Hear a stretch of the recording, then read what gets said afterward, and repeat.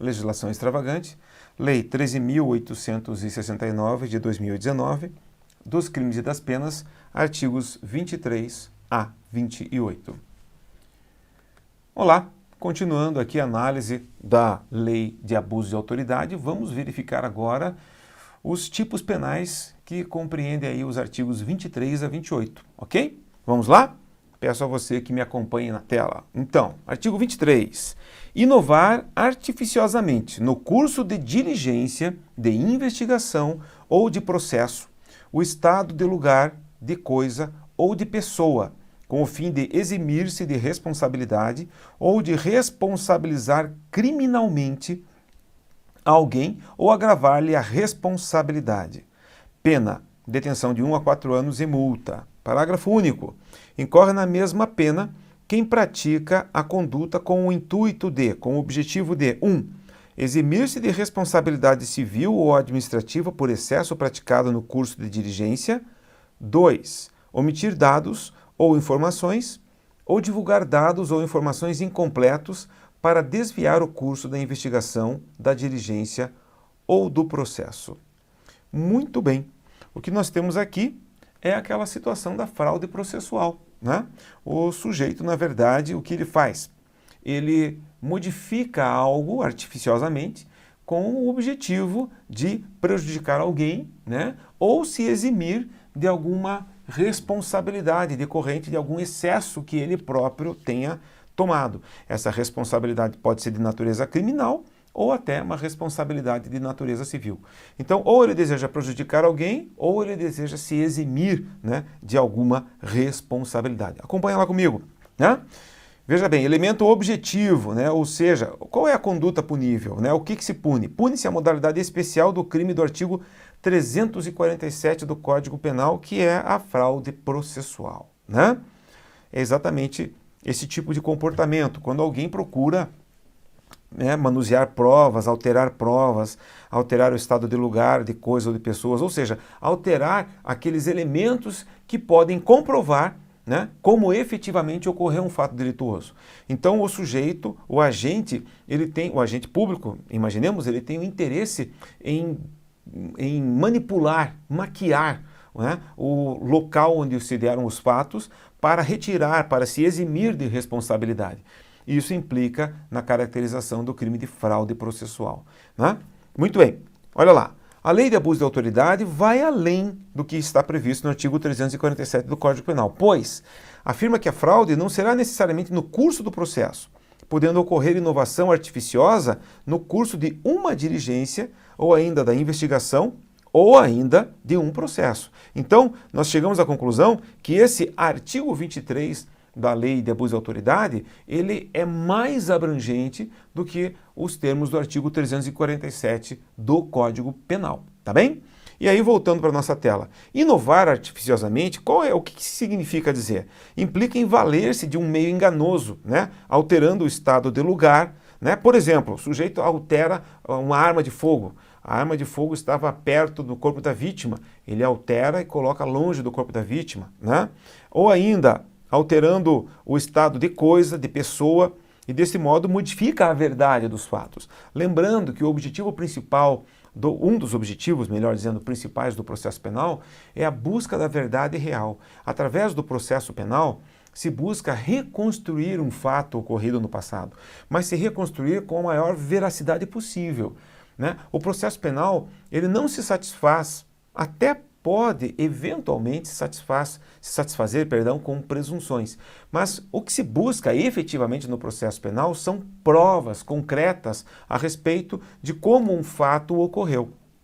E por isso que nós temos as investigações. Se busca reconstruir um fato ocorrido no passado para que se possa saber quem foi o autor desse fato, como esse fato ocorreu e se é possível ou não responsabilizar essa pessoa. Quando ocorre esse tipo de comportamento previsto aqui no artigo 23 da Lei de Abuso de Autoridade, significa dizer que o agente público ele dificulta essa reconstrução dos fatos, porque ele procura maquiar, por exemplo, o local do crime. Numa diligência, ele acaba dificultando a busca dessa verdade real, ou durante o curso do processo, ou durante a realização de uma audiência, né? Então, ele acaba ou durante a realização da própria investigação policial. E tudo porque ou ele tenta se eximir de alguma responsabilidade criminal, ou se eximir de algum excesso que ele praticou, ou se eximir de alguma responsabilidade civil, né? Ou ainda porque ele deseja prejudicar alguém. Então, é isso, basicamente, que o artigo 23 da Lei de Abuso de Autoridade visa punir. Ok? Continuando lá. É importante que essa inovação, né, fraudulenta, que essa modificação, ela seja apta a enganar, a efetivamente enganar as pessoas que estão ali atuando no processo, né? Se ela não for apta a enganar, então essa inovação vai se tornar uma inovação inútil, né? E, naturalmente, o crime não estará devidamente caracterizado. O elemento subjetivo, né? Quando essa infração estará devidamente caracterizada? Só haverá crime quando a inovação artificiosa se der como fim, como objetivo, com a intenção de eximir o agente público de sua responsabilidade ou ainda de responsabilizar criminalmente alguém que não deveria ter alterado o estado de lugar, de coisa ou de pessoa para agravar a responsabilidade desse indivíduo. Assim, né, é preciso que o agente público tenha agido, tenha atuado com um especial fim. É preciso que o elemento subjetivo esteja presente, como nós já soubemos, nós já vimos, conforme previsto no parágrafo único do artigo 1º dessa lei. Consumação, né? Esse delito é um delito formal, ou seja, não é necessário que a finalidade, que o objetivo que fez com que o agente público atuasse realmente se concretize, né? Basta que ele tenha realizado o comportamento. Se haverá essa modificação, se ele será eximido de sua responsabilidade, se alguém terá a sua responsabilização agravada ou não, isso não é necessário.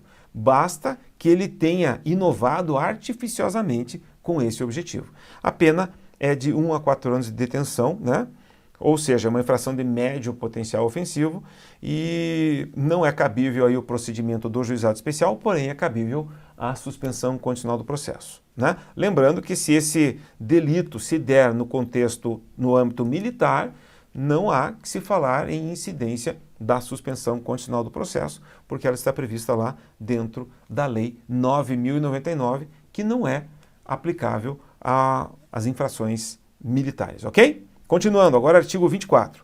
Constranger sob violência ou grave ameaça funcionário ou empregado de instituição hospitalar pública ou privada a admitir para tratamento pessoa cujo óbito já tenha ocorrido, com o fim de alterar local ou momento de crime, prejudicando sua apuração. Pena, detenção de 1 a 4 anos e multa, além da pena correspondente à violência.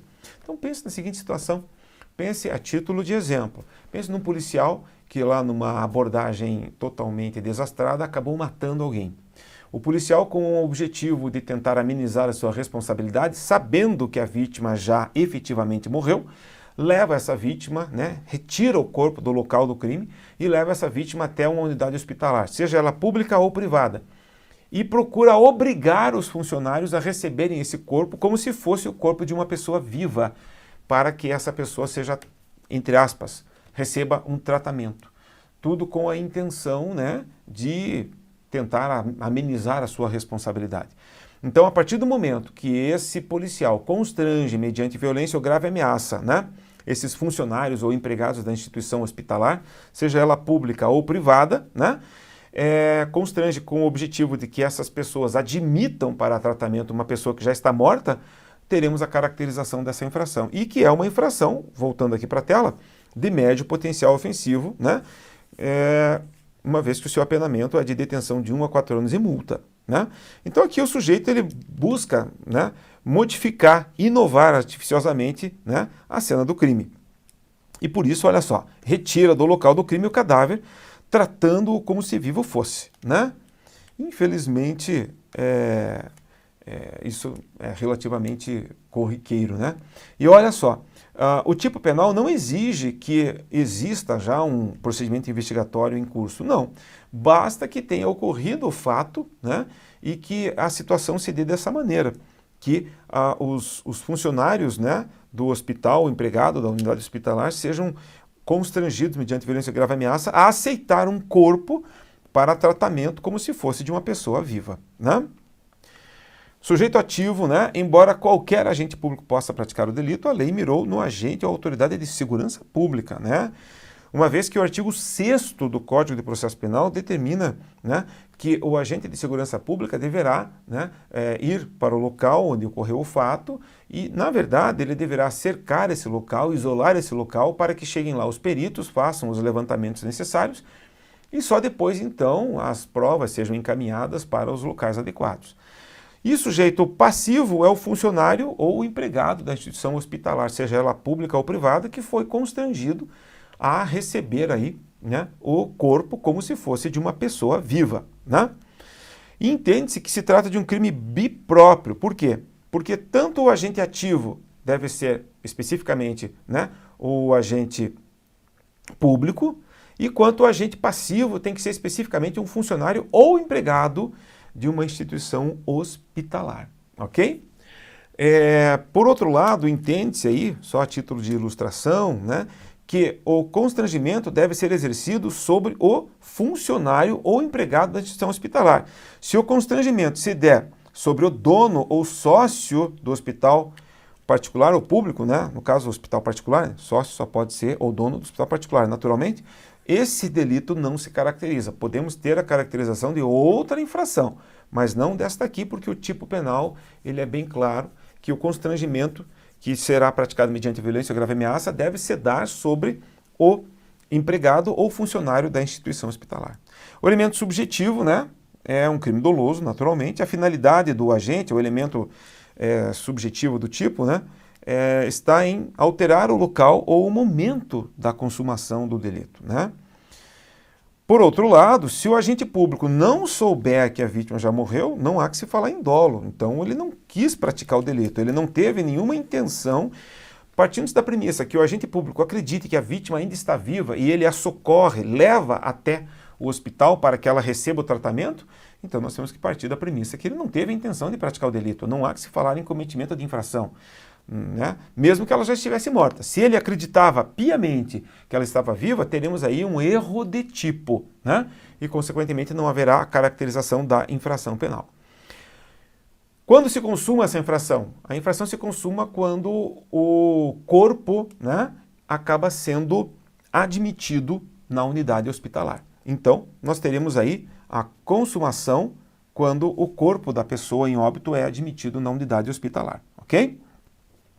Pode ocorrer que, de repente, os profissionais do hospital não aceitem esse corpo, né, tomem determinadas atitudes, e aí o delito ficará na sua maneira, na forma tentada. Repetindo, é um crime formal, né?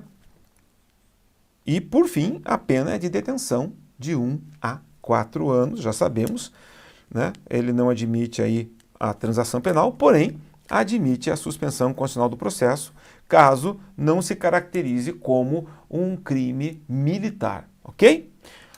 Vamos aí para o próximo delito, né? O próximo tipo penal, artigo 25, proceder à obtenção de prova em procedimento de investigação ou fiscalização por meio manifestamente ilícito. Aqui o sujeito ele vai produzir uma prova, criar uma prova ilícita, né? A pena é de detenção de 1 a 4 anos e multa, né? Evidentemente aqui, ó, a ideia de que a obtenção dessa prova, né, é crime, né? E aí, nesse contexto aqui, essa obtenção da prova pode se dar tanto na esfera criminal quanto em qualquer outra esfera. Por isso é importante que nós tenhamos aqui em mente que esse artigo 25 não se aplica especificamente à seara penal, ele não fica limitado, cindido à esfera penal. Ele pode ser aplicado também a outras esferas, né? Quando esse delito se consuma? Quando ocorre a produção dessa prova ilícita. E aí nós temos como elemento subjetivo, né, o dolo, naturalmente, mas com o especial fim de agir, né, que é anunciado no parágrafo único. Aqui está parágrafo primeiro, me perdoe, é parágrafo único. Olha só. Por quê? Porque, na verdade, o que acontecerá? Essa prova vai ser utilizada, né? Olha, incorre na mesma pena quem faz uso de prova em desfavor do investigado ou fiscalizado com prévio conhecimento de sua ilicitude. Então, vamos só compreender. Enquanto no caput, olha lá, voltando aqui, acompanha comigo. No caput, nós temos a produção, a criação da prova ilícita, tá? No parágrafo, nós temos a sua utilização. Tá? Vamos perceber que são coisas distintas. Mas detalhe, nesse parágrafo aqui, será punido quem utilizar essa prova ilícita sabedor, previamente, de que se trata de uma prova ilícita. Porque aqui diz, olha, com prévio conhecimento de sua ilicitude.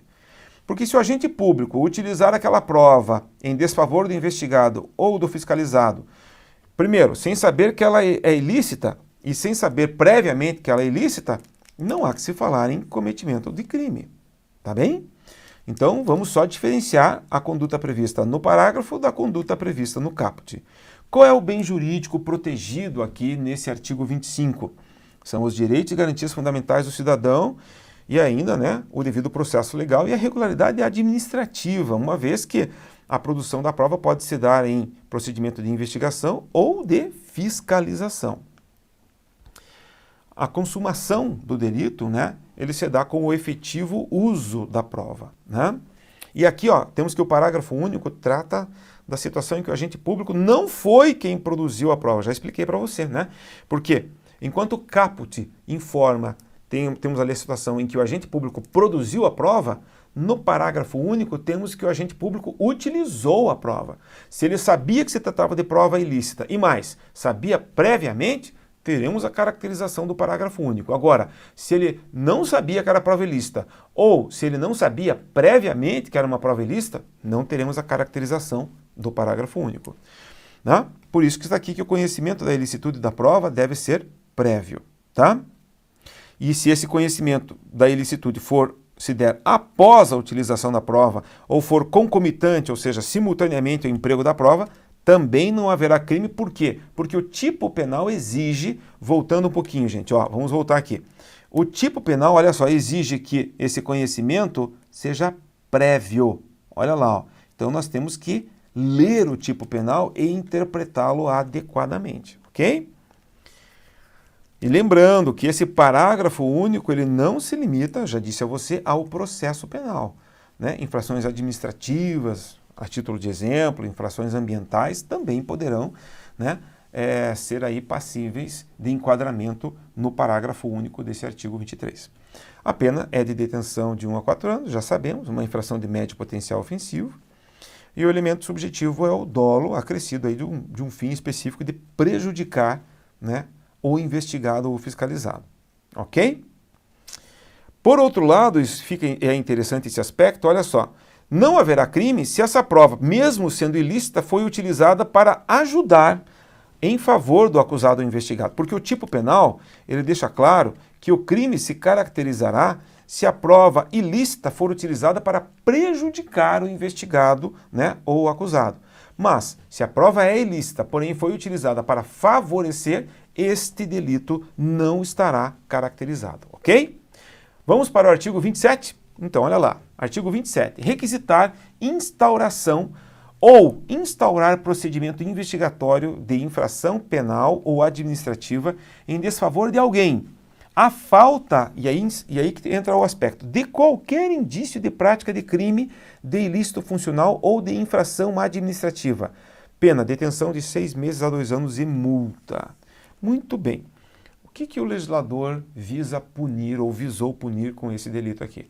A ideia é a seguinte: para que se possa requisitar, vale dizer, determinar a instauração de um procedimento, né, para apurar uma eventual falta funcional, né, ou ainda uma infração penal, uma investigação de uma infração penal, é necessário que se tenha um mínimo amparo, é necessário que se tenha um mínimo elemento que possa dar fundamento a essa investigação. Eu não posso, na condição de agente público, determinar que uma pessoa seja investigada por mero capricho. Não, eu quero que fulano seja investigado. Não posso. Por quê? Porque além de movimentar toda a máquina estatal, eu vou colocar essa pessoa numa situação de grave constrangimento. Eu, na condição de agente público, tenho que ter responsabilidade.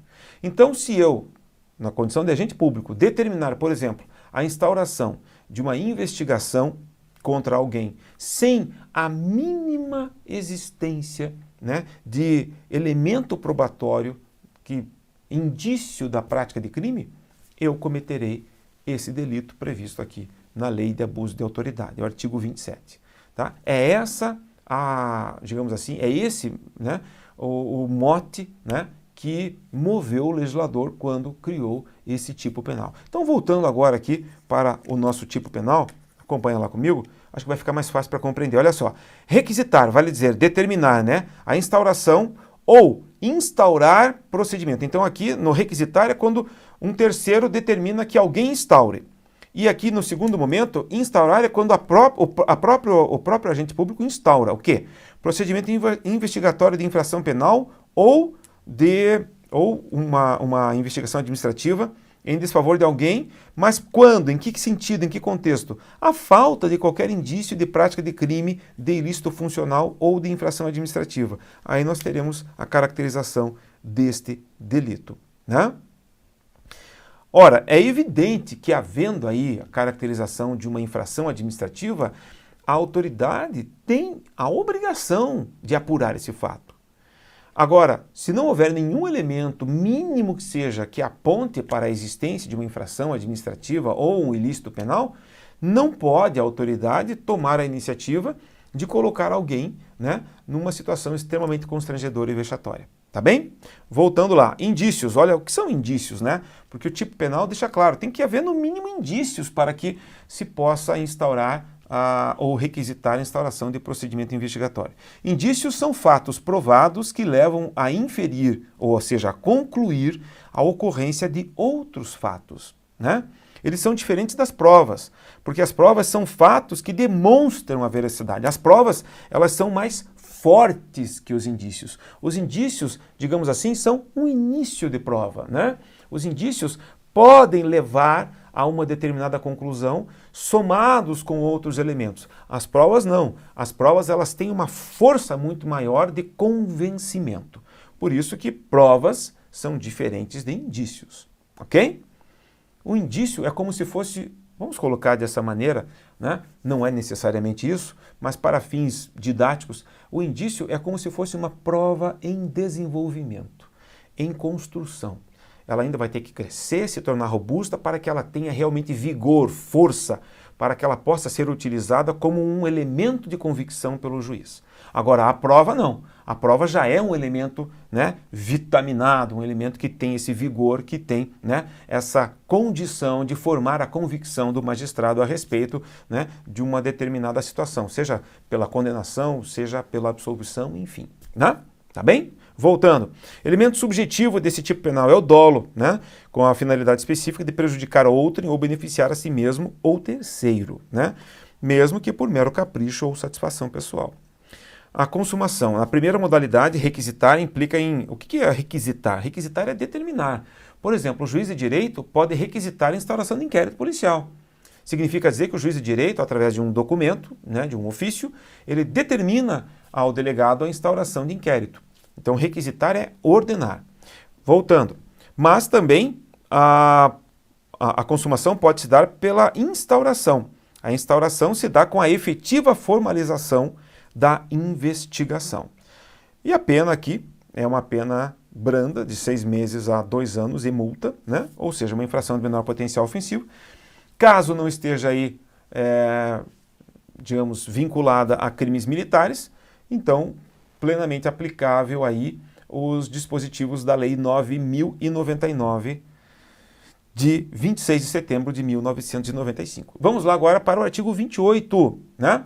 O artigo 28 determina o seguinte, olha lá, divulgar gravação ou trecho de gravação sem relação com a prova que se pretenda produzir, expondo a intimidade ou a vida privada, ou ferindo a honra ou a imagem do investigado ou acusado. Pena, detenção de 1 a 4 anos e multa, né? Ou seja, aqui é aquela situação em que, de repente, existe lá uma interceptação telefônica e aí permite-se, né, divulga-se um trecho dessa interceptação que não tem nenhuma relação com o fato objeto da investigação criminal e, na verdade, acaba expondo a intimidade ou a vida privada do investigado, de maneira que os seus direitos fundamentais acabam sendo ofendidos, a dignidade da pessoa humana também é atingida. E aí, nesse caso, o apenamento também é mais severo, a pena de detenção de 1 a 4 anos e multa, né? Então, o que se busca aqui é preservar aí, né, o sigilo das comunicações e também a própria intimidade, né, do sujeito que é objeto de investigação. Voltando lá.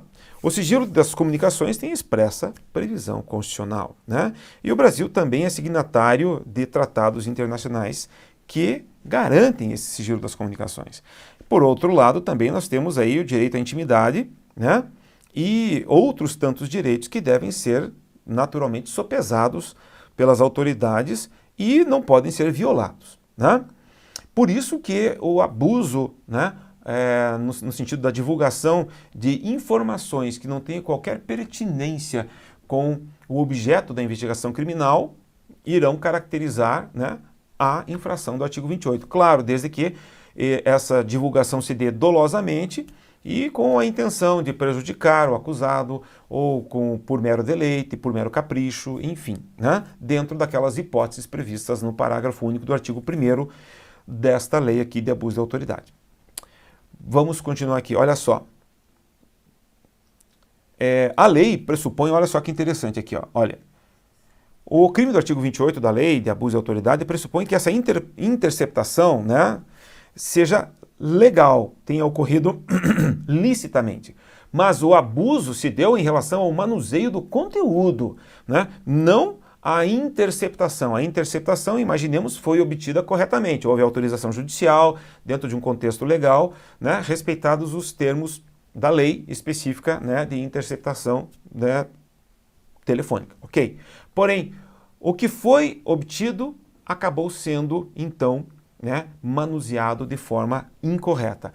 É isso que se visa punir aqui com o disposto no artigo 28. Olha lá, voltando. Importante é notar que quando a interceptação é realizada sem autorização judicial ou com objetivo não autorizado em lei, ou houver a quebra de segredo de justiça sem autorização ou com objetivos não autorizados por lei, ou ainda quando quem determina a execução das condutas anteriores com objetivo não está autorizado por lei, resta configurado o crime previsto na lei de interceptação telefônica, né? E aí nós temos uma lei específica para isso. E aí nós temos, né, inclusive a lei ela foi modificada pela própria lei aqui de abuso de autoridade, como veremos futuramente, né? Mas o que se busca punir aqui nesse artigo 28 é a divulgação de trechos obtidos mediante uma interceptação telefônica concedida regularmente, licitamente, mas trechos que não têm nenhuma relação com o fato objeto da investigação. Ok? É isso aí. Muito obrigado pela sua atenção. E posteriormente vamos ver mais alguns tipos penais aí da lei de abuso de autoridade. Até lá!